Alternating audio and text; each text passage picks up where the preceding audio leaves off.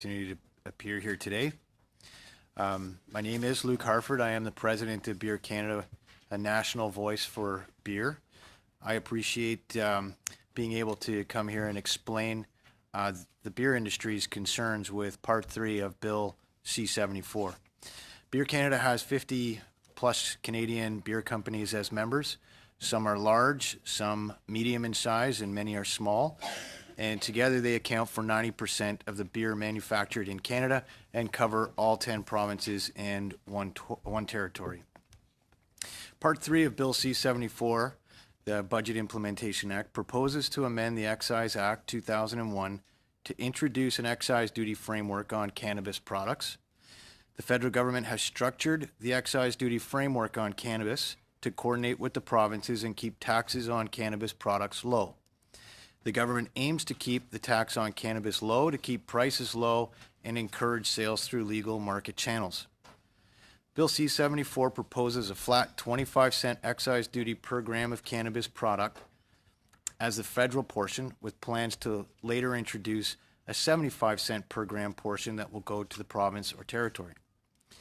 Beer Canada's views this tax proposal as low in the context of current taxation policy and given the evidence in the United States. Evidence from the U.S. indicates that the price of cannabis will fall as larger volume cannabis producers come on stream and get up to capacity, while industry analysis of the recreational market in Canada also show that cannabis prices will drop by half with legalization. In Colorado, since 2014, recreational marijuana excise tax revenues have grown by 540%, with the state having increased its marijuana sales tax from 10 to 15% in July 2017.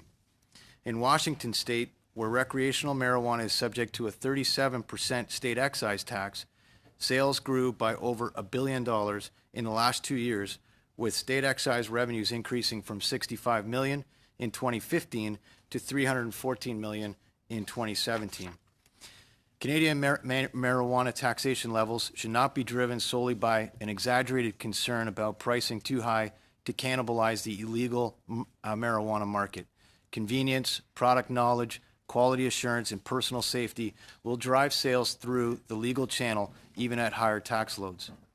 What is especially noteworthy for us about the U.S. experience is that their marijuana taxes are much higher than their beer taxes. Colorado, Washington, and Oregon have all implemented marijuana tax rates that are double and triple the rates they apply to beer. In Canada, the potential for legal marijuana to cannibalize beer is much more significant compared to the U.S. because of our higher beer taxes and higher prices. The tax on a case of beer in Canada is 5 times higher than it is in the U.S. Marijuana taxation rates need to be informed by basic principles of fairness and potential economic impacts in addition to black market activity. Since 2010, there have been 45 tax increases on beer in Canada. The taxes on a case of beer now make up, on average, 47% of the price a Canadian pays for a case of beer. The federal government last year increased the excise duty on beer by 2%. It was increased by another 1.5% this past April, and it's set to increase every year because of the federal government's new automatic beer tax escalator. Canadians are upset over high beer taxes. 50,000 Canadians have signed on to our Axe the Beer Tax campaign. They have demonstrated a desire to be engaged in the issue. The frustration with high beer taxes also came through in sentiments Canadians expressed on social media over the recent Supreme Court April 19th ruling in the Como case. Domestic brewers are concerned about legal recreational marijuana.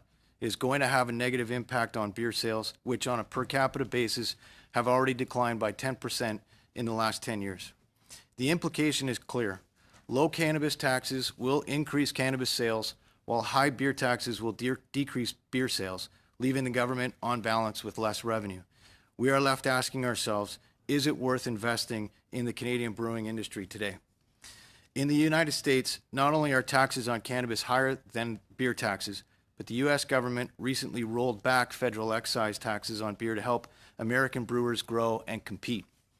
The 2017 U.S. Tax Cuts and Jobs Act lowers beer taxes, while Canada is moving in the exact opposite direction. From the beginning of 2017 to the end of 2019, Canada will add $63 million in higher excise duty costs on beer, while the U.S. lowers its federal excise burden by $280 million. At the beginning of 2017, a brewer producing 1 million hectoliters of beer in Canada paid an excise duty rate of 60% higher than an American brewer with the same production volume. By April 2019, the difference will be 93% at today's exchange rates. Canadians know that they pay more for beer compared to their neighbors to the south. They know because they visit the U.S. and come back talking about how expensive beer is here. Beer Canada aims to explain why that is. Explain that Canadians pay $20 in tax for a case of beer on average, while Americans pay just $4 in tax. Explain how the federal and provincial governments are layering one beer tax on top of another, hoping Canadians don't notice. Beer Canada believes that the low tax approach to cannabis proposed in Bill C-74 is unreasonably low in the context of higher beer taxes paid by Canadian consumers. It's not fair to Canadian beer drinkers. It's not reasonable for the government to set marijuana taxation at such a low level while increasing one of the world's highest beer tax rate year after year after year. Beer Canada urges the Finance Committee to consider the implications of low marijuana taxes on beer sales and government revenues. Higher taxes on beer are not going to help domestic brewers invest in their facilities and their people or reverse declining beer sales. Canada needs a more balanced approach to tax policy that is fair for beer drinkers and brewers alike.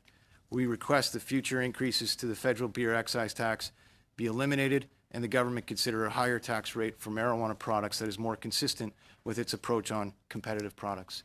Thank you, Mr. Chairman. Thank you very much, Luke.